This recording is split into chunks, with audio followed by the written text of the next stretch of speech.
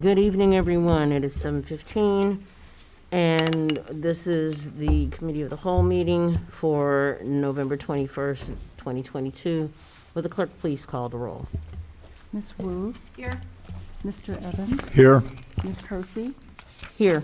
Ms. Colasetti? Here. Ms. Bishop? Here. Ms. Wilkin?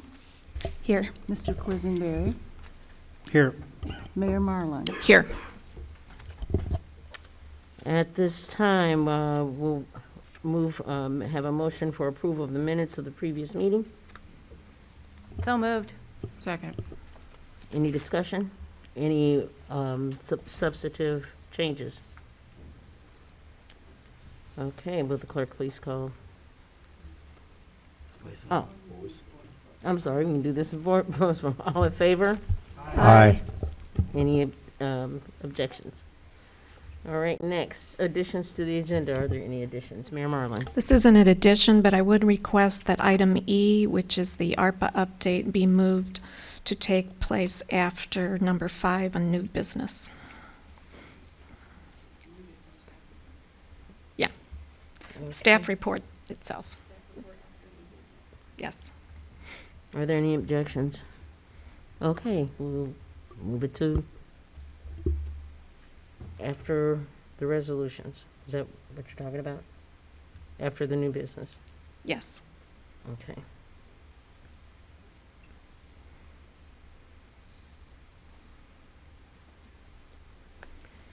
Moving on, are there any, we have a presentation from, for proclamation Small Business Saturday?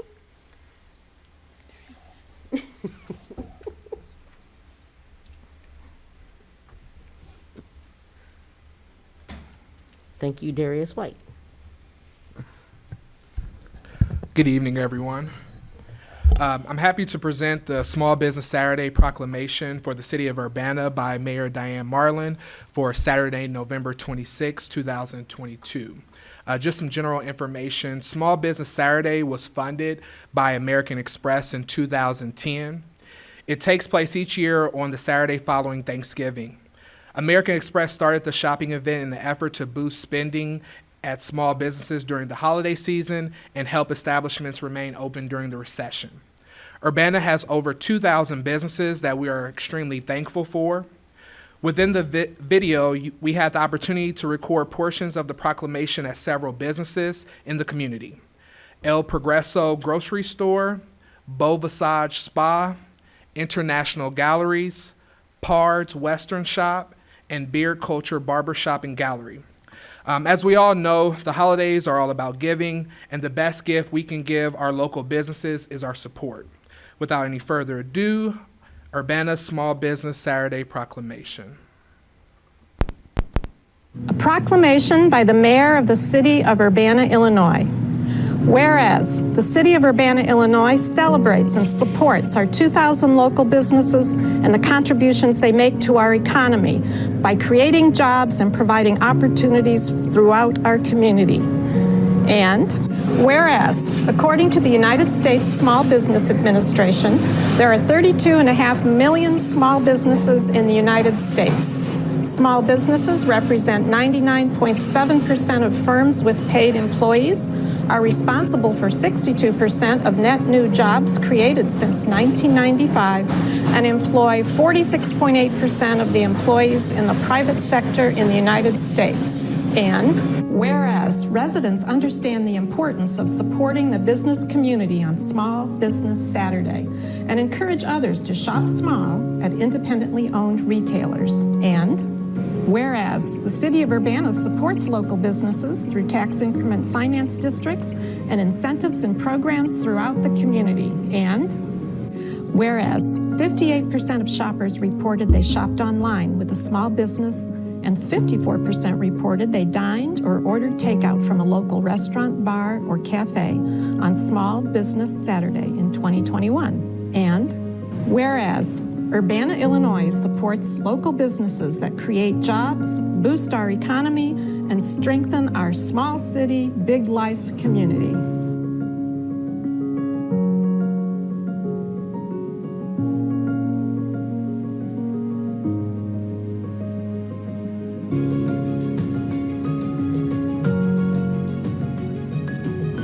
Now, therefore, I, Diane Wolfe Marlin, Mayor of the City of Urbana, Illinois, do hereby proclaim November 26, 2022 as Small Business Saturday in the City of Urbana.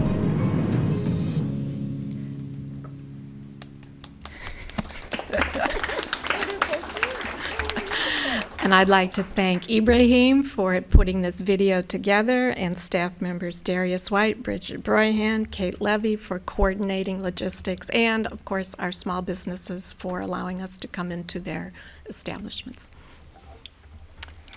Was so nice.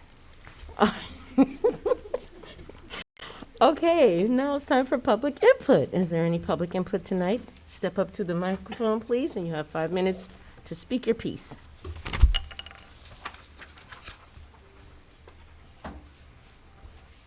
No one? Okay. Move. Huh?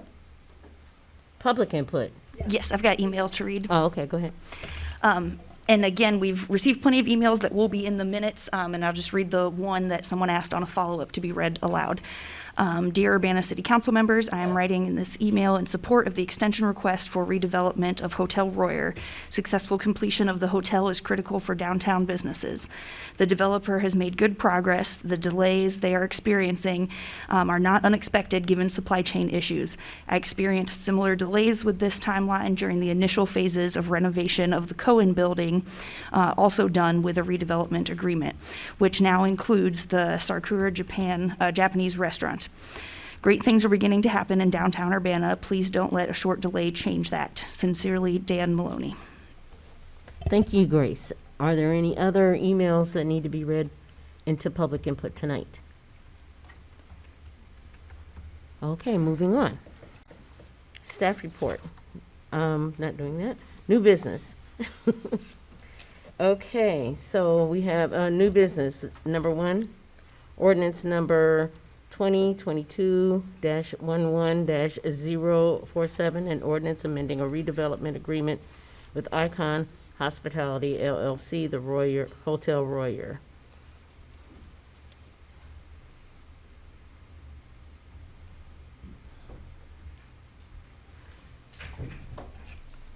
And we have Stephanie and our illustrious developers coming forward.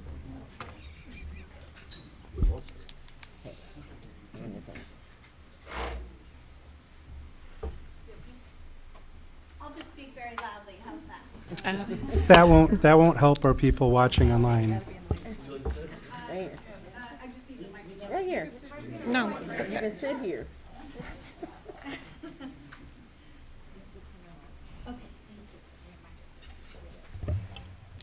Good evening. Is that on? Okay, thanks. Tonight we're here requesting an amendment to the redevelopment agreement with Icon Hospitality for the Hotel Royer. Due to the ongoing impact of the pandemic, the developer of the Hotel Royer, Icon Hospitality, has requested to extend the project occupancy date of the hotel from December 31st, 2022 to August 31st, 2023.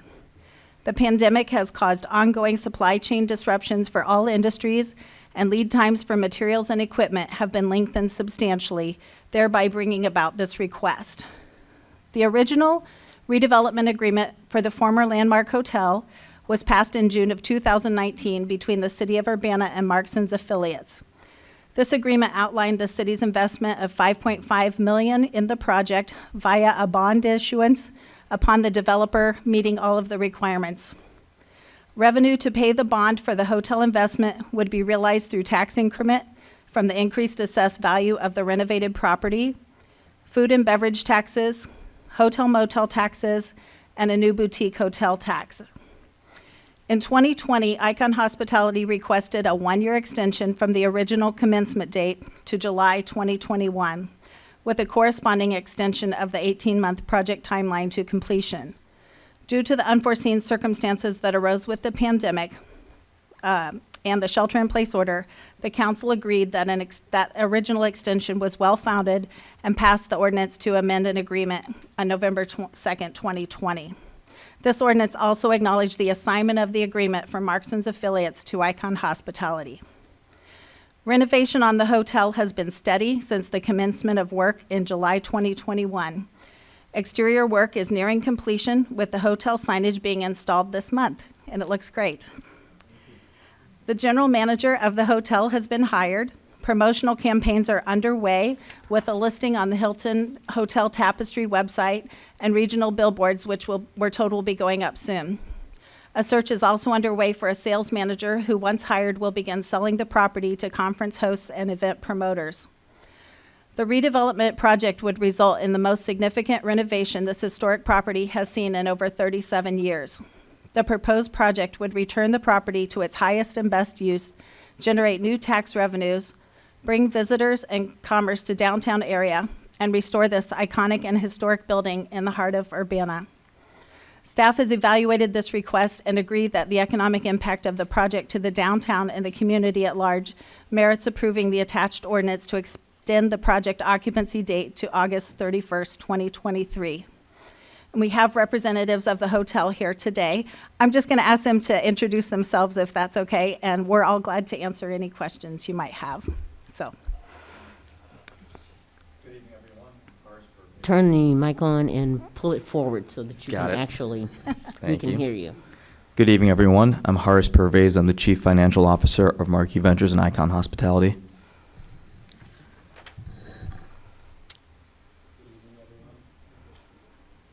Good evening, everyone. I'm Pervez Usman. I'm CEO of the company. My whole team is here with me, and everybody will introduce. As she said that, I'll talk a little bit more. Is that okay? Our general manager, we already hired, is next to me, Tony. He is the doctor. He's a doctorate degree. He managed many resorts in USA. He has the experience of running many resorts, Hilton, Marriott, and we brought him here to run this hotel. This is a beautiful hotel, which you might have seen. It was the background of Mayor Diane. To me, it looks beautiful. I think Urbana should be proud of this. I'm proud, and our team is proud. And our Director of Operation and Development, Joseph Pryor, and our Director of Engineering, Jim, is also here, and they will introduce themselves too. Thank you. Good evening, everybody. My name is Tony Nabhan. I'm the Pull General it Manager. forward so we can hear you. There you go. Good evening, everybody. My name is Tony Nabhan. I am the General Manager for the Hotel Royal. I am very excited, very honored to be here and to be also part of this very exciting project. We are looking for your support. Good evening, everyone. My name is Joseph Pryor. I'm the Corporate Director of Operations and Development for Marquee Ventures, Icon Hospitality. I've been the person who's been pretty much overseeing the project for over a year, 19 months. Really excited, very proud of the outcome that we so far have achieved. Thank you. I'm James Rylick, Director of Engineering.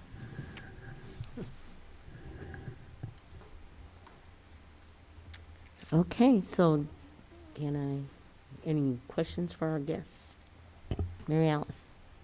Hi, thank you so much for everybody coming and being here present today. I really appreciate it. I like the amount of detail that you provided in terms of the completion. I think it's very helpful for us to understand how much effort and time that you've already put into the project. I did have one clarifying question as I look at some of the percentages and so forth. So hotel demolition, 100%, it's done. What you guys were going to demolish has been demolished. But then you have things like floor finishes, 100% ready for delivery. And I didn't know what that meant. So I was hoping you could clarify what that meant. Yeah. So one of the concerns is supply chain and making sure that we have the materials that we need to reach completion of the hotel. Mm-hmm. So materials like the floor finishes, materials like the wall finishes, those have been ordered, completely produced, and are ready to install. So that's why we have marked those as 100% complete. Okay, so you have the materials in hand, Correct. is what you're saying? Correct. We But have they're the not material- actually physically in the building. I mean, they're not put to where they're supposed to be in the building, like the floors haven't been laid, for example. Certain materials have started, but certain materials are still to be laid, like flooring. Correct. Okay, all right, thank you. Grace? Thank you. Thank you all for being here with us tonight and for taking on this big endeavor. And also thank you for sticking with it through the delays, because I understand you could have turned away from these obstacles and left it halfway completed. So I appreciate that you're sticking with it as well.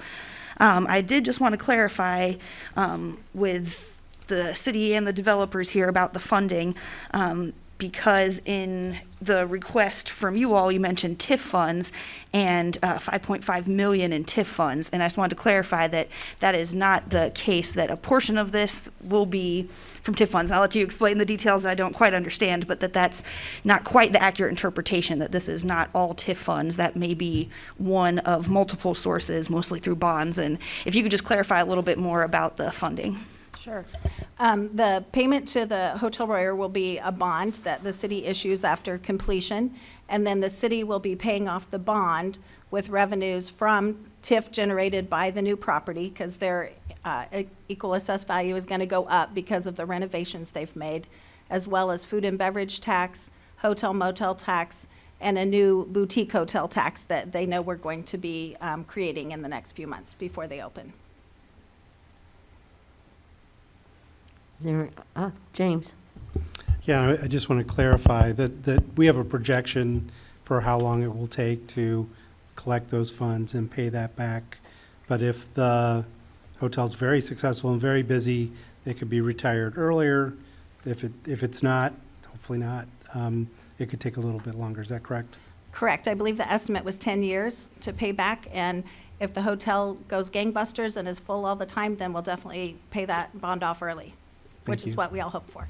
Thank you. I also wanted to mention, thank you for coming out and for the information that you've shared with us on the reason for the need for this extension. It's pretty clear that when we made the extension previously, when a previous council did that, actually, I wasn't here, we didn't realize all of the impacts that might happen. So I think it's, I appreciate you bringing this. I also appreciate the information that's been shared in the packet. I would urge any of the public that is watching, if you haven't had a chance to click on City Council on the city website, you can look at this packet. There are pictures, not only renderings, but actual pictures of some things that have been done, and it looks marvelous. So thank you. Thank you. Thank you for your appreciation. Does anyone else have any questions for our guests? Chandra? I'd make a motion.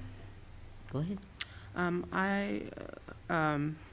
I move ordinance number 2022-11-047, ordinance amending the redevelopment agreement with Icon Hospitality LLC, the Hotel Royer, to City Council with recommendation for approval.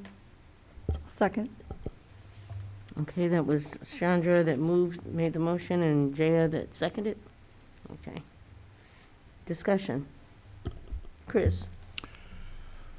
So I've decided not to use any portion of my brain, and therefore this vote will be what's called a no-brainer. Thank you. That's all I have. Okay, thank you. Jaya? Oh, Mary Alice, okay. I just wanted to say something because I was on the city council when we approved the original extension, and I think it's safe to say that nobody knows what the implications of COVID have been, not only at the stay-at-home, but also the supply chain and the labor shortages and so forth. So it does make sense to me. I mean, we certainly couldn't have predicted that when we did the first extension, nor could we have either predicted how long it would take for some of those things to rectify itself. So I think that this makes a lot of sense. I'm very pleased with the amount of work that has been done.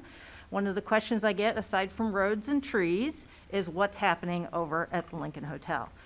So that is like number 3 question that comes into my door a lot, because people are very invested and very excited about this opening. So for those reasons, I support this. Thank you. Jaya? Thanks, Trace. Just also wanted to echo what's already been shared. I think it's a very reasonable accommodation. We are still living in a very challenging time, and seeing the progress, that was shared with council when this was first brought to our attention that an extension might be needed, and then seeing it in the packet is really wonderful. And, I work in the Lincoln Square Mall, and so getting to see the changes to the facade happening, couldn't be happier. So very reasonable accommodation, and happy to support this. James?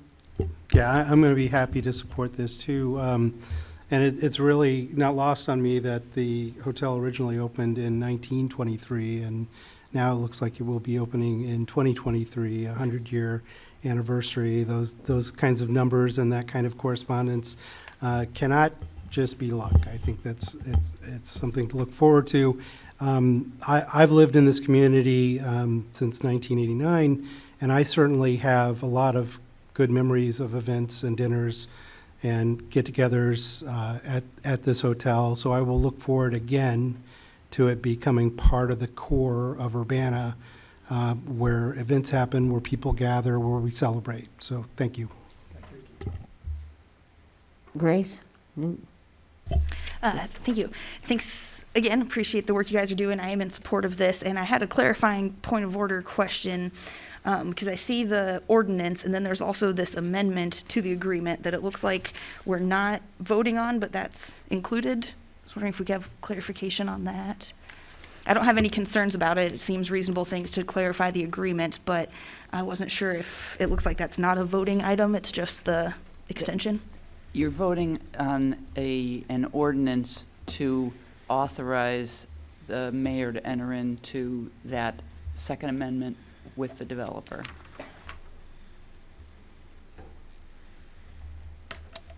The amendment doesn't include the extension, right? That's just clarifying stuff. The No, it ordinance does. itself is the It's extension, right? articulated a little bit differently because of the way the agreement is worded, so you'll see. Oh, yeah, 26 instead of 18 months or Yes. something? Okay, Yeah.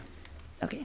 So we're not voting on that, just the ordinance extension and the authority to make the amendments outside of council, right? Correct. Okay, thank you. Chandra? I just want to also commend staff for all their work and perseverance in getting someone to take this project on.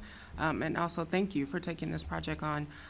When I met with economic development discussing this, seeing it on the website and like looking through other tapestries and seeing what we'll be getting, it was very exciting. I'm looking forward to Urbana guests and residents being able to experience the magic you'll create it. So thank you. Yes, Mayor. I just want to add my thanks for your persistence and vision. And I was on the city council when we had a previous agreement, which didn't work out so well. So this is a particularly wonderful point to be at, to see how close we are to actually bringing this vision to a reality and to restoring this hotel to the destination that it was. And I've been in this town long enough to remember when it was a destination and something that we could be proud of, and we're very close to that point again. So thank you so much, and we're looking forward to the grand opening. Thank you, Jim. Okay, Ms. Clerk? Ms. Wu, Yes. Mr. Evans? Yes. Ms. Hersey? Yes. Ms. Colacetti? Yes. Ms. Bishop?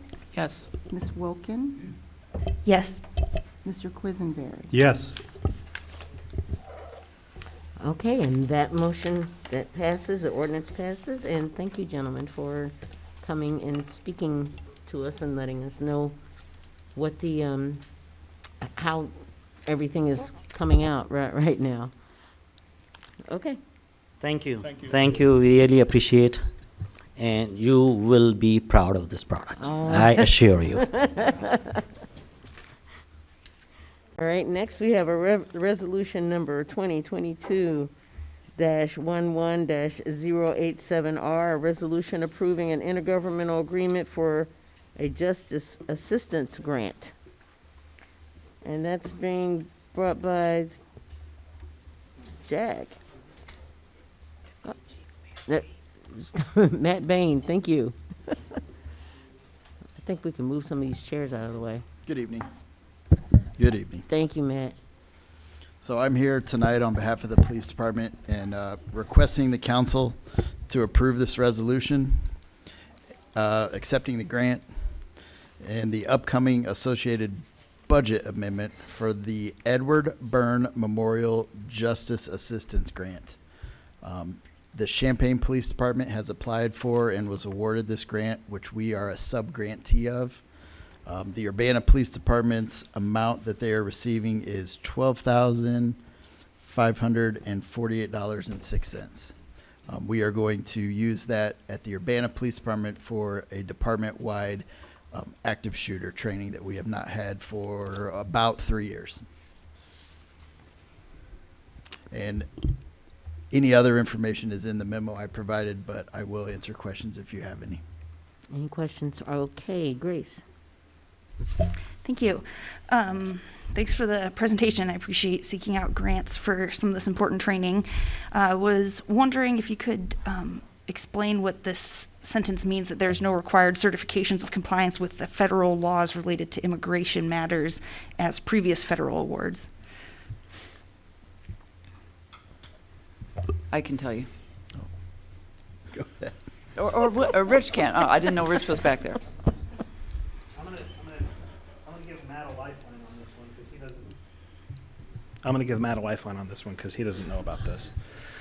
So in previous years' grants, the federal government required that agencies that took the money certify themselves as being in compliant with federal law related to immigration matters.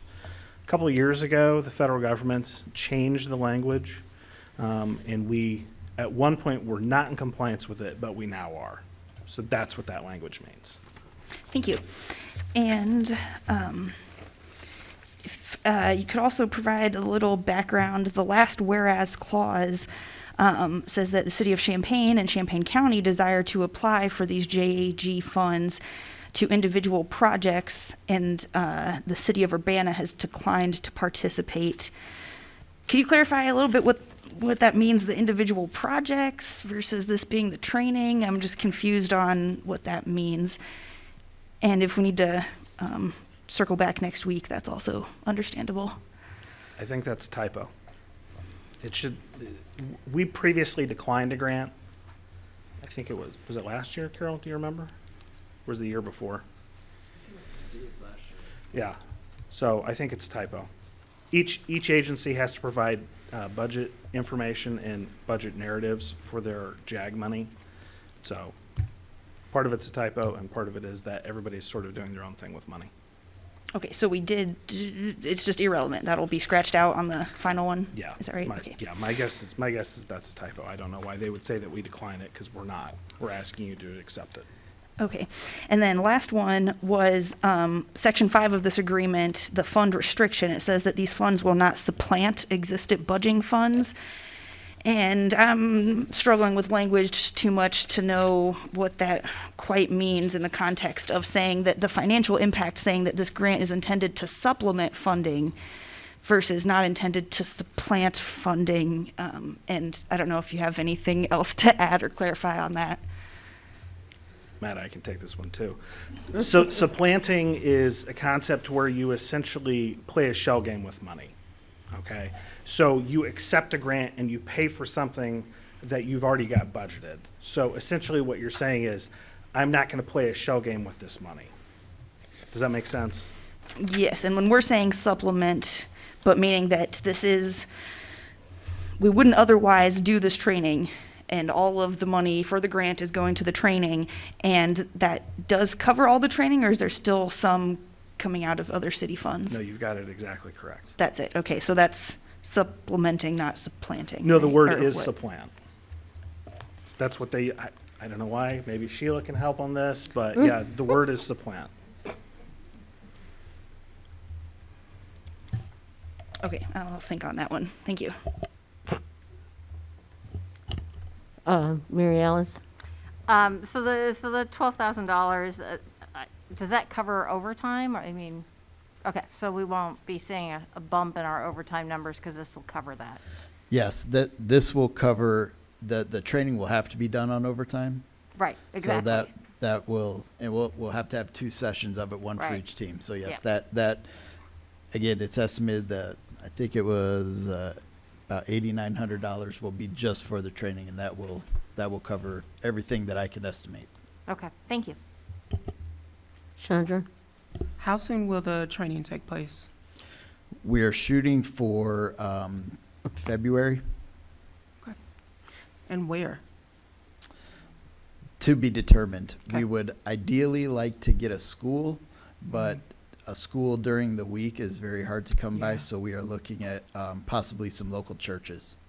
Could be when school's out of session in February. There's a couple presidents having birthdays or something in February. Just an idea. Anyone else? I think those are also holidays for them, though, too. I'll make a motion. Okay, I'm ready for you.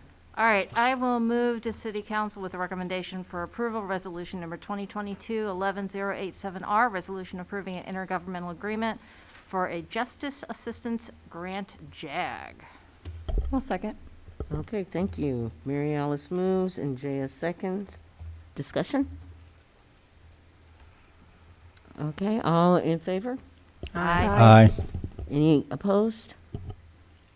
Okay, moving on. Thank you, Matt. Thank you. All right, next, resolution number 2022-11, well, -11-088R, a resolution approving the 2022 sanitary sewer intergovernmental agreement to replace the 1992 IGA, and it is our friend Tim Cowan. Good evening, everyone. Thank you. Hello, Tim. Hi. I'm just here. Last week, myself and Brad Bennett came and did kind of a presentation to kind of prompt some of this stuff. The overview is this is a 30-year-old joint agreement between us, Savoy, Champaign, and UCSD, now including University of Illinois as well, to really collectively work together on our sanitary sewer network, which is interconnected with them. During our presentation, Brad gave some of the history of, how this came to be originally, and then I gave a little bit of an overview on some of the primary changes with this. For the most part, the bulk of this is updating just our practices and procedures that have changed over 30 years of time of how we meet and how we revise our standards. And the big changes were really tied to the idea of getting UIUC to become an actual signatory to this agreement, where in past they were kind of just participating in kind previously. And I would just welcome any questions about it. Anyone have questions? Mary Alice. All right, so bear with me. I was reading this and I was going through all the stuff with Bonneville here. And there was a whole bunch of stuff that I think historically had to be done in order for them to become part of the sanitary district. Is there anything new? Because did I miss something, or has that just all been done so far for Bonneville? That's all been done for the most part. Okay. So that 2002 agreement, that's where everything got hashed out with Bonneville to become part of the network, and they're essentially treated as a connection to the city of Champaign. Okay, all right. That's Any it, thank other- you. Any other questions? Okie dokie. This will be a voice vote. All in favor? Sorry. I need a motion. Sorry. I'll move resolution number 2022-11-088R, a resolution approving the 2022 sanitary sewer intergovernmental agreement to replace the 1992 IGA. Second. Okay. Chandra moved moved the motion, and Jaya has seconded. Discussion. Grace. Thanks. Thanks, Tim, for the update. I appreciate especially having the presentation the week before to kind of take things in.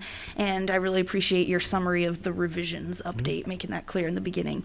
I definitely support having this agreements in writing. I think that our sanitary sewer system is a really important one, so appreciate the effort in making sure that we're all on the same page and maintaining standards. Thanks. Mary Alice.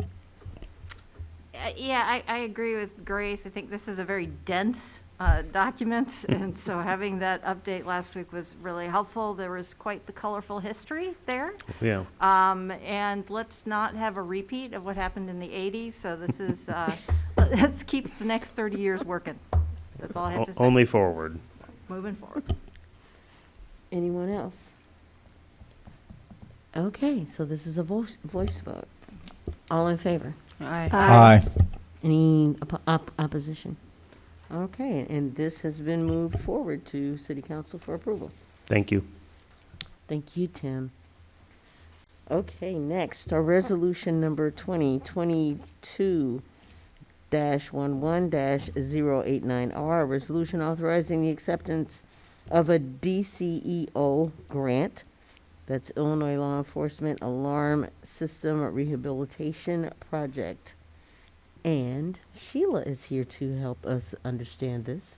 Hello, Sheila. Good evening.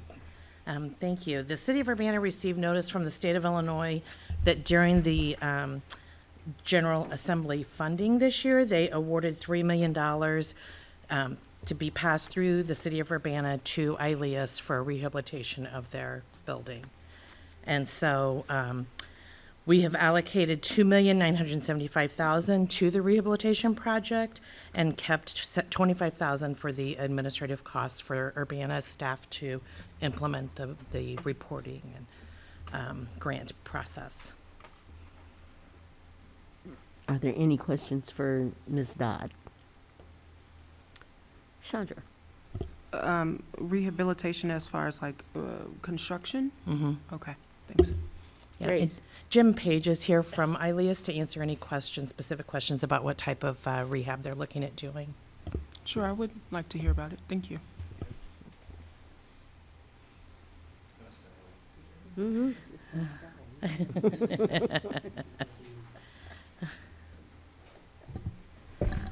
Okay, this is the old Champaign County Nursing Home. We moved in there in 2008, and at the time had a $3.2 million grant to convert that nursing home from a nursing home into a training center for public safety and homeland security. It's been fine for 18 years, but our operation has expanded so much and the training has become so wide. We now have our Urbana adult education classes for certified nursing assistants there. Head Start uses us. It's not just law enforcement. We've really expanded our footprint in the training arena. We don't do the training, we host it. We operate the building. So we're working with the General Assembly, work with Senator Scott Bennett, got $3 million put in the budget this year, and somehow they put in the City of Urbana to get the grant for us. We've been working together. I mean, I used to work here. I think we have a good working relationship, and you folks are taking, as part of this agreement, $25,000 for management and administrative fees. We're going to use the other $2.9 million for really exciting stuff like asbestos abatement that has to be done. We abated asbestos in the areas of the building that we're in now, but we're expanding into other wings. We have to do asbestos abatement. There's HVAC upgrades that have to happen. The parking lot needs rehabilitated. There's nothing really fancy with this, but things have to be done. We're going to, when this project is over, we're going to be seeking further money to build out the rest of the building. But we have to get the foundation of the building fixed before we move into any improvements past that. James? Yeah, thank you for coming tonight. Do you own the building, or No, do you rent it from Champaign County? Champaign County, we have a long-term lease. We've had a lease with them for 18 years, 2007 to now 15 years. Okay. And we're in the process of signing a 10-year extension on that, and they're part of the design process. And did the original funding to rehab it for your use come through the City of Urbana, or did it go No. through the It Champaign County or It was the? a federal Homeland Security grant that came through the Illinois Emergency Management Agency Oh, okay. to ILEAS. We sub-granted it to the county to do the work. This one came differently, so I'm not asking you to explain how it happened this way, but Yeah. I'm just curious. Yes, because that's how it I seem to started. recall that it was the county's property that It you is. were leasing. Okay. And we have discussed with them, not in any detail, ownership at some point, but right now the grant requires, correct me if I'm wrong, that we have at least a 10-year lease with them. Because the state doesn't, DCEO doesn't want us improving a building that we're leaving next year. So Right. they want some commitment and consistency, which we're in the process of talking to the county about doing. Okay, thank you. Yes, Grace. Thank you. Thanks for the information about that. So it seems like, so you guys applied ILEAS, right? Mhm. And the city was just selected as the pass-through for the money to come, Correct. right? By the General Assembly. Okay. And you said that you'll be seeking other funds, is that right? Because my question is, with this not covering the entirety of the project, where would that, do you plan for that money to come from? And more specifically, just relevant question of it's not expected to come from the city of Urbana, right? No. We're not, I never say never, but we're not planning on coming to the city of Urbana for any of this. I'm working with the federal grants, state grants, General Assembly, private. We're trying to do A before we do B. I want to get this project done because we may find when we get into this and you start pulling stuff up, you find other problems. So we wanted to get this foundational work done before we started seeking other work. We're engaging a local Urbana architect right now to do a feasibility study on this phase and the next phase. And that's supposed to be done the 15th of December. We'll have that available for the city to look at because we kind of, we've done an economic impact study that we brought in $41 million to the city local economy since we opened this, between folks renting hotel rooms and our salaries and vendors. And, we look at this as an economic investment as well. But we're trying to get this part done first before we start dreaming about phase 2. Thank you. And then my other question was on the city end. Just want to check that we have the staff capacity to do this administrative work of this grant. Yes, we will. With the additional staff that you approved in the budget this year, that will help cover this grant. Is it additional staff in your department? I thought that was HR and others. Is community development impacted by those changes? In the 2023 budget, a position was added, a grants position was added to help administer all grants throughout the city. Okay. And then in the resolution, it mentions that the city will abide by the terms and conditions provided by DCEO.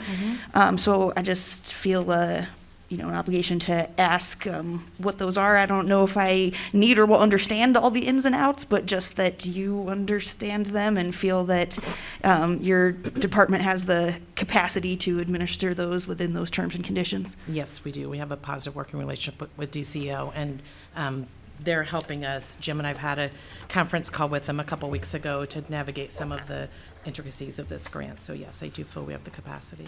And to just jump in, ILEAS is a completely grant-funded organization. We manage federal grants since 2004 when I started there. That's all we do. We have a very healthy grant finance section, and I think we can work together. I think we'll get most of the work done so that when it gets to the city, it will be a minimal impact. That's my goal. Thank you. Chandra. I just more so had like a procedural question, like since these two resolutions can we just bundle them? Well, I think or we they have have to do it separately? The grant has to be accepted before we can enter into the IGA, so that's why we did them Gotcha. separately. Okay, thanks. Okay. Well, Anything else? do you want a motion? I sure do. All right. All right. I move resolution number 2022-11089R, resolution authorizing acceptance of a DCEO grant, Illinois Law Enforcement Alarm System Rehabilitation Project, to City Council with a recommendation for approval. No, on the consent agenda. Oh, that's so Put it on the nice. consent agenda. Who seconded? James, thank you. Okay, all in favor? I mean, discussion. Discussion? Okay, then all in favor? Aye. Aye. Any nays? Great, it passes. Thank you very much. Okay, next, our resolution number 2022-11-089R, a resolution authorizing the acceptance of a DCEO grant. That's Illinois Law Enforcement Alarm System Rehabilitation Project. And Sheila is here to help us understand this. Hello, Sheila. Good evening.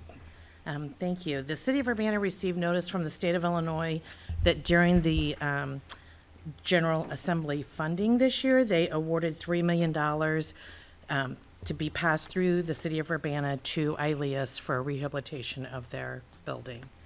And so we have allocated $2,975,000 to the rehabilitation project and kept $25,000 for the administrative costs for Urbana staff to implement the reporting and grant process. Are there any questions for Ms. Dodd? Chandra? Rehabilitation as far as like construction? Mm-hmm. Okay, thanks. Yeah, Great. and Jim Page is here from ILEAS to answer any questions, specific questions about what type of rehab they're looking at doing. Sure, I would like to hear about it. Thank you. Mm-hmm.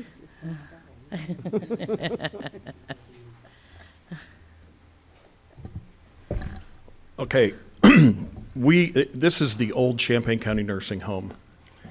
We moved in there in 2008, and at the time had a $3.2 million grant to convert that nursing home from a nursing home into a training center for public safety and homeland security. It's been fine for 18 years, but our operation has expanded so much and the training has become so wide. We now have our Urbana adult education classes for certified nursing assistants there. Head Start uses us. It's not just law enforcement. We've really expanded our footprint in the training arena. We don't do the training, we host it. We operate the building. So we're working with the General Assembly, work with Senator Scott Bennett, got $3 million put in the budget this year, and somehow they put in the City of Urbana to get the grant for us. We've been working together. I mean, I used to work here. I think we have a good working relationship, and you folks are taking, as part of this agreement, $25,000 for management and administrative fees. We're going to use the other $2.9 million for really exciting stuff like asbestos abatement that has to be done. We abated asbestos in the areas of the building that we're in now, but we're expanding into other wings. We have to do asbestos abatement. There's HVAC upgrades that have to happen. The parking lot needs rehabilitated. There's nothing really fancy with this, but things have to be done. We're going to, when this project is over, we're going to be seeking further money to build out the rest of the building. But we have to get the foundation of the building fixed before we move into any improvements past that. James? Yeah, thank you for coming tonight. Do you own the building, or No, do you rent it from Champaign County? Champaign County, we have a long-term lease. We've had a lease with them for 18 years, no, 2007 to now 15 years. Okay. And we're in the process of signing a 10-year extension on that, and they're part of the design process. And did the original funding to rehab it for your use come through the City of Urbana, or did it go No. through the It Champaign County or It was the? a federal Homeland Security grant that came through the Illinois Emergency Management Agency Oh, okay. to ILEAS. We sub-granted it to the county to do the work. This one came differently, so. I'm not asking you to explain how it happened this way, but Yeah. I'm just curious. Yes, because that's how I it seem to started. recall that it was the county's property that It you is. were leasing. Okay. And we have discussed with them, not in any detail, ownership at some point, but right now the grant requires, correct me if I'm wrong, that we have at least a 10-year lease with them, because the state DCEO doesn't want us improving a building that we're leaving next year. So Right. they want some commitment and consistency, which we're in the process of talking to the county about doing. Okay, thank you. Yes, Grace. Thank you. Thanks for the information about that. So it seems like, you guys applied ILEAS, right? Mhm. And the city was just selected as the pass-through for the money to come, Correct. right? By the General Assembly. Okay. And you said that you'll be seeking other funds, is that right? Because my question is, with this not covering the entirety of the project, where would that, do you plan for that money to come from? And more specifically, just relevant question of it's not expected to come from the city of Urbana, right? No. We're not, I never say never, but we're not planning on coming to the city of Urbana for any of this. I'm working with the federal grants, state grants, General Assembly, private. We're trying to do A before we do B. I want to get this project done because we may find when we get into this and you start pulling stuff up, you find other problems. So we wanted to get this foundational work done before we started seeking other work. We're engaging a local Urbana architect right now to do a feasibility study on this phase and the next phase. And that's supposed to be done the 15th of December. We'll have that available for the city to look at because we kind of, we've done an economic impact study that we brought in $41 million to the city local economy since we opened this, between folks renting hotel rooms and our salaries and vendors. And, we look at this as an economic investment as well. But we're trying to get this part done first before we start dreaming about phase 2. Thank you. And then my other question was on the city end. Just want to check that we have the staff capacity to do this administrative work of this grant. Yes, we will. With the additional staff that you approved in the budget this year, that will help cover this grant. Is it additional staff in your department? I thought that was HR and others. Is community development impacted by those changes? In the 2023 budget, a position was added, a grants position was added to help administer all grants throughout the city. Okay. And then in the resolution, it mentions that the city will abide by the terms and conditions provided by DCEO. So I just feel an obligation to ask what those are. I don't know if I need or will understand all the ins and outs, but just that you understand them and feel that your department has the capacity to administer those within those terms and conditions. Yes, we do. We have a positive working relationship with DCEO, and they're helping us. Jim and I've had a conference call with them a couple weeks ago to navigate some of the intricacies of this grant. So yes, I do feel we have the capacity. And to just jump in, ILEAS is a completely grant-funded organization. We manage federal grants since 2004 when I started there. That's all we do. We have a very healthy grant finance section, and I think we can work together. I think we'll get most of the work done so that when it gets to the city, it will be a minimal impact. That's my goal. Thank you. Chandra. I just more so had like a procedural question, like since these two resolutions can we just bundle them? Well, I think or we they have have to do it separately? The grant has to be accepted before we can enter into the IGA, so that's why we did them Gotcha. separately. Okay, thanks. Okay. Well, Mary Alice? do you want a motion? I sure do. All right. All right. I move resolution number 2022-11089R, resolution authorizing acceptance of a DCEO grant, Illinois Law Enforcement Alarm System Rehabilitation Project, to City Council with a recommendation for on the consent agenda. Oh, I'm that's so put it on the nice. consent agenda. Who seconded? James, thank you. Okay, all in favor? I mean, discussion. Discussion? Okay, then all in favor? Aye. Aye. Any nays? Great, it passes. Thank you very much. So next, and I guess this is the cousin of the one we just did, okay.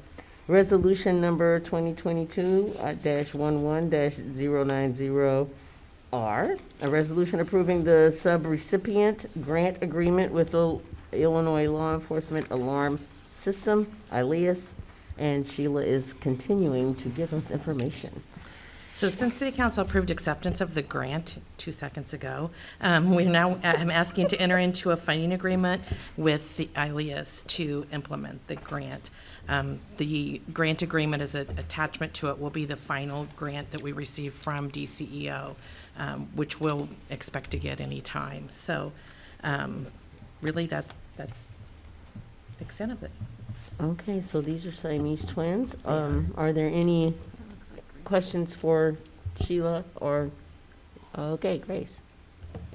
Thank you. I'm not sure if it's just the printed one. I didn't check digitally, but there's an attachment A, budget and grant documents. Right, that is what we're still working with DCEO to get the final pieces of, and when we do, it'll be attached to this as an exhibit. Like by next week or after it's officially passed? Well, I hope by next week, but DCEO is not real quick in answering some questions, so, but the final agreement that we asked the mayor to sign will have that document attached. Thank you. Any more questions for Sheila or Mr. Page? James? I'll go ahead and make a motion. I'm ready. I and willing. paused to see if anybody else had a question. I move resolution number 2022-11-090R, a resolution approving the sub-recipient grant agreement with the Illinois Law Enforcement Alarm System, ILEAS. And do we have a? I'll What, on second. the consent agenda? Yes, for approval on the consent agenda. Thank you. And I'll Chandra? second. Okay, Chandra, James moved it for consent agenda, and Chandra has seconded. Any discussion? Wonderful. Okay, all in favor? Aye. Any nays? All right, thank you. Thank you very much. Thank you. Okay, next is council input and communications. Anyone have any communications or input? All right, seeing none, I think we have an adjournment and our business is taken care of. Thank you very much. Meeting adjourned. All right, and now we have council input and communications. Staff report. Oh, I'm sorry, staff report. I forgot we moved that. ARPA update. And Will is here to give us all that information. Hello, Will.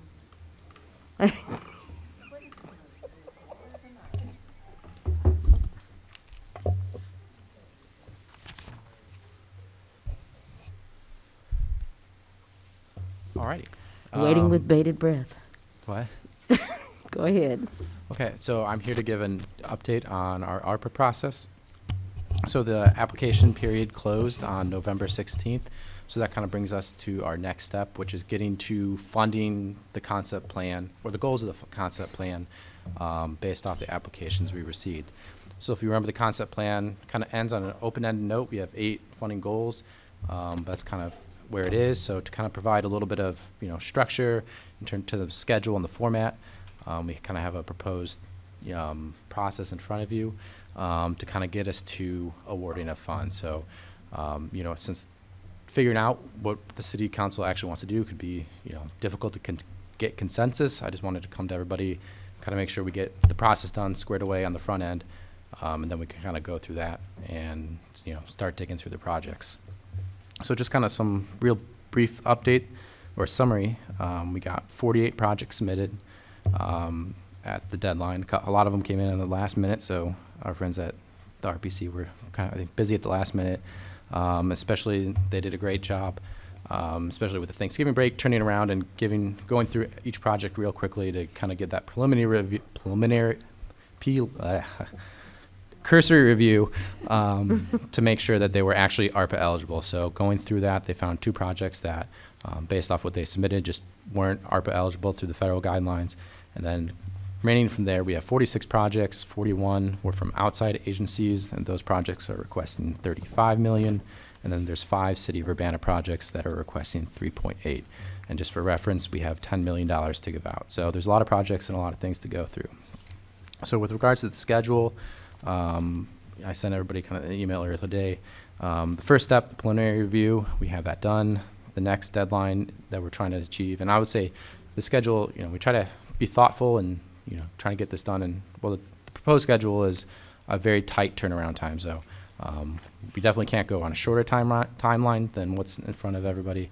But, we can always go longer. There's no hard deadline. This is just kind of keeping the ball rolling at a quick pace. So the best hope is to get the reviewing of the applications done by December 7th by all the folks who are reviewing them.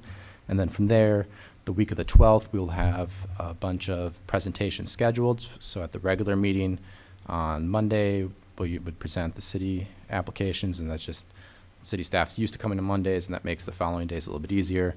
And then starting that Tuesday, we would have a special council meeting with the first third. That special council meeting would be extended to the next 2 days. So each day would have 1/3 of the 41 applications. So that's 13 or 14 a day.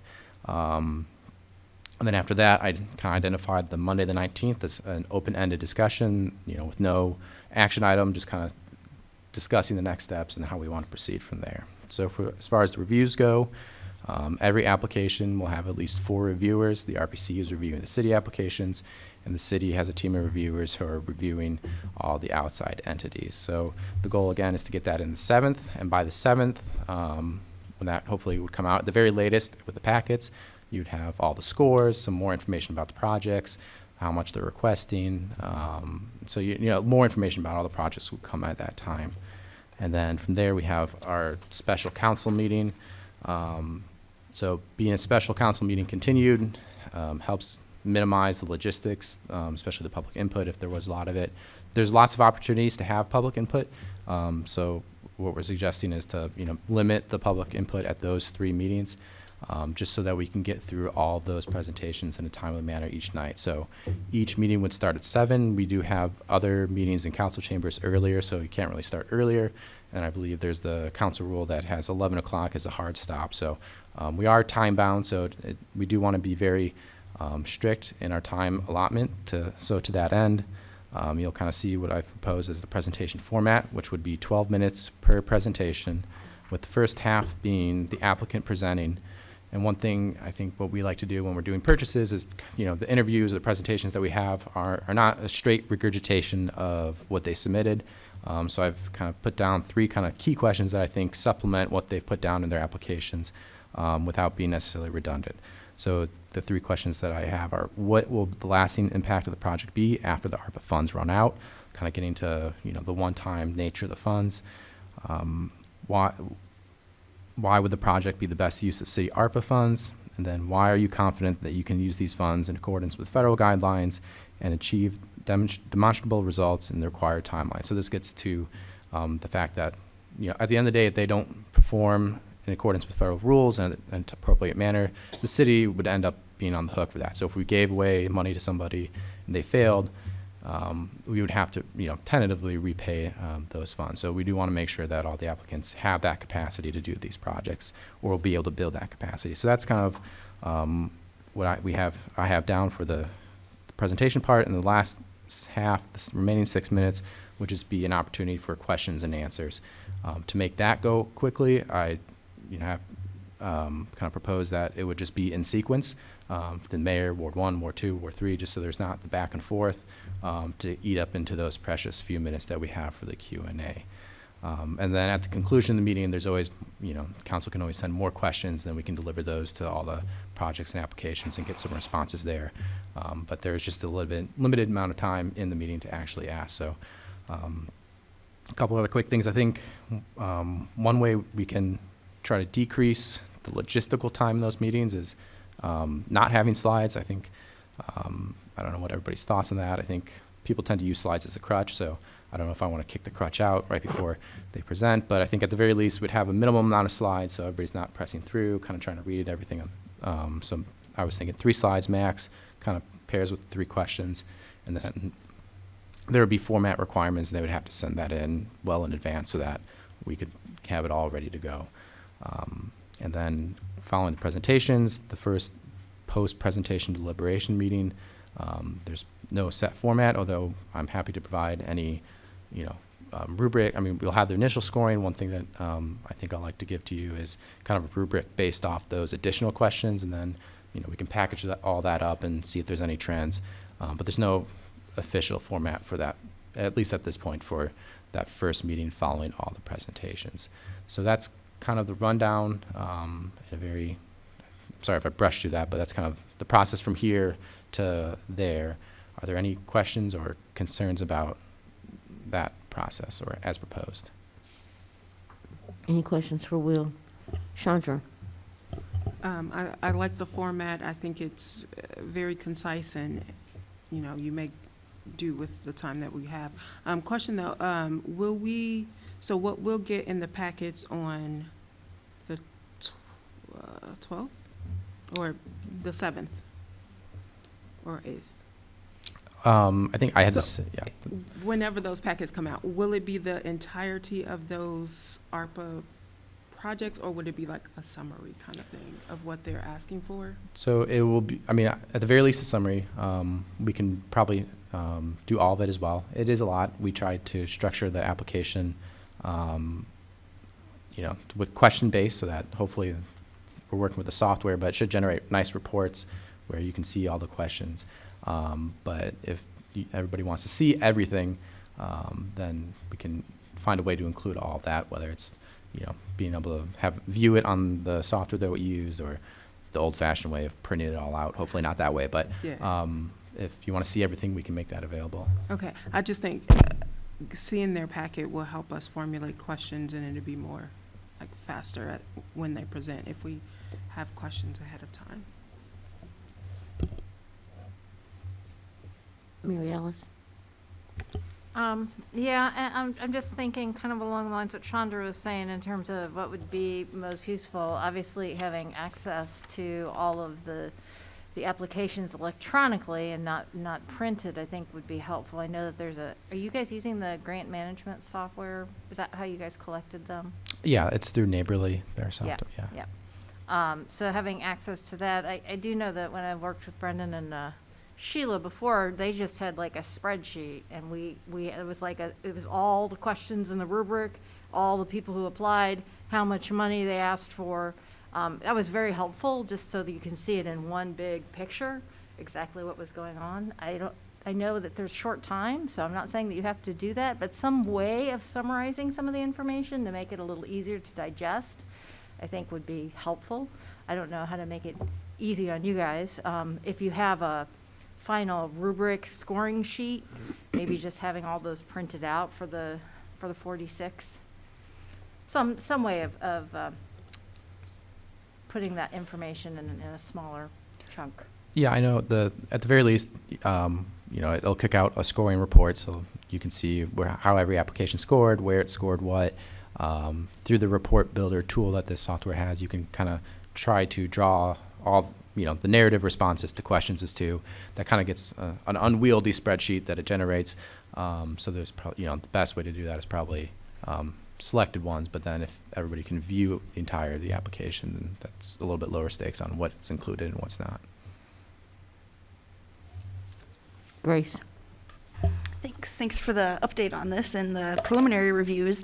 I agree. I think that summary information of the projects and how they've been eventually reviewed will be helpful, and also having the full applications in their entirety is something that I've requested from the get-go, and I would still like to have access to those. A few other questions. The post-presentation deliberation, that will be a public forum, right? Yeah, that would just be an item on the regular committee of the whole meeting on Monday the 19th. I see. And as far as slides, I hear the concern that it can take some time back and forth, make things a little more difficult. But I'm in support of allowing people to use slides and just being sure that they're, sent in ahead of time, preloaded and all that, so it doesn't take more time. But I think that really is important for myself as a visual learner, and for anyone else who would like to share photos or things that they feel are really important, or to stay organized. I wouldn't want to say that slides aren't allowed. I was wondering if you could clarify the application. So you said 46 or 48 total, 2 weren't federally ARPA eligible, so 46 remaining. And did you say 41 presentations? Is that excluding the city proposals? So the city proposals will be presented on the regular meeting on the 12th. So we have 5 city applications that'll go Monday, the 12th, and then the 41 will be divided at the special council meeting, which will take place over a period of 3 days. So that was just, try to minimize those 3 days worth. It was easy to take the city folks and put them on Monday, on which the city folks are all, allegedly available for anyways. Okay, thank you. And then the last thing I wanted to bring up was potential conflict of interest. I know that I'll have an organization proposing one that I'll need to abstain from, and I think other council members likely will as well. So I'm wondering about how we're going to do that, because I think it's important that in that sense we take each proposal one by one so that half of us don't have to abstain from voting on everything altogether. But I think it's also important because it does play into a big picture. It's not like these are isolated things. We have to think about an overall total and how it fits together. So I'm curious on how we intend to do that with clear conflicts of interest outside of the city. And then I'm also still not entirely sure how or if it applies with conflicts of interest for the city applying for ARPA ones. That just seems weird for me to abstain from a nonprofit that I'm involved with and then vote on city requests. So those are just some things I think that need to be considered. So, not being an expert on the conflict of interest as far as council members go, the city staff is providing the reviews when we provide access to the application material. That itself, while council may review as much as you want, we're not asking council to go through and give scores at that particular point. And I think it would be the final vote and where it matters about any particular conflicts of interest, and then. I'll stop at that because I don't want to say anything I don't know too much about. But depending on the nature of the conflict of interest, and we can talk this through with the city attorney, sometimes the way you address it is by disclosing it, so that everybody knows, oh, you have a special affinity for this organization because you're on their board or whatever it is, and everybody can collectively decide, but we're comfortable with you voting anyway because of what the challenge that you articulated, which is this isn't a one-off thing, it's part of a package, and how do you navigate that? So we can talk to the city attorney and see if disclosure would be an adequate way of handling it. Because unless someone's has a personal interest in the money, I think there's an attenuation of the conflict, I think. So we can talk to him about that and get more information at a subsequent meeting. Chandra. So I already know that I can't make one of the evenings. I guess, will it be recorded and advertised like most city, not advertised, but recorded and broadcast, so I can go the next day and watch it, and if I have any questions after watching it, I can send to you and you send to the...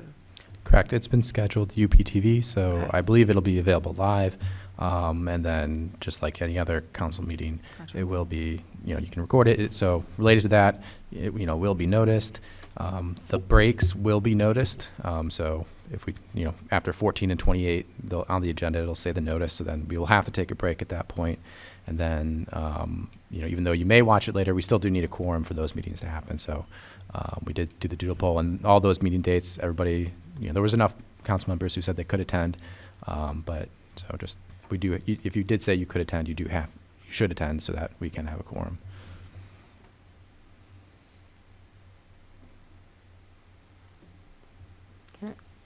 Take the chair for me. Oh, I'm sorry, I didn't see you, James. Go ahead. Can we work with UPTV to make sure that the turnaround time on the videos for those meetings will be really quickly? If we're going to be talking about it on the 19th, there have been a couple of times where I think the video has taken 4 or 5 days before it's available. And so we will really need the Thursday meeting available as soon as possible. Of course, the Tuesday and Wednesday too, but for Chandra or anybody else who has to miss for something that comes up, we'll need to be able to watch that and it might be challenging because we're going to talk about it on Monday. So if you're listening to it over the weekend and you develop questions, that doesn't leave a lot of space, a lot of room for error. And, that 19th meeting, I did the 19th because it's always nice to keep the momentum rolling. If the discussion is, has to wait and for more time to review, that is not a hard deadline to have that particular discussion then. Okay. But I have a note. Thanks. I will take the chair for Sharice, and the chair recognizes Sharice. Thank you. I have a question regarding, so it's 12th, 13th, 14th, 15th, right? Yeah. Okay, so my question is, are the people who are presenting that night, I know you said the city is going to be on the 12th. So on the 13th, 14th, and 15th, are the presenters going to be scheduled, or do they just show up? Will we have something, or, where you let them know, this is the night you are scheduled to present, and we'll know that that's the night they're scheduled to present, and so on and so forth? Yeah, it'll be a preset order, and then we'll communicate with everybody. I think we told everybody those are the 3 dates. After today, we can communicate with them what the specific order is.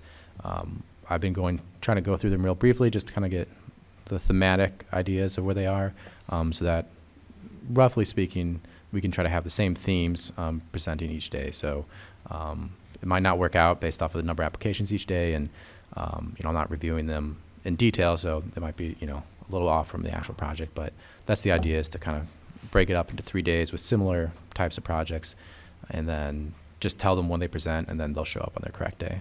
Okay, also, in those 3 days, and we're trying to get through 40 people? 41 in 3 days, correct.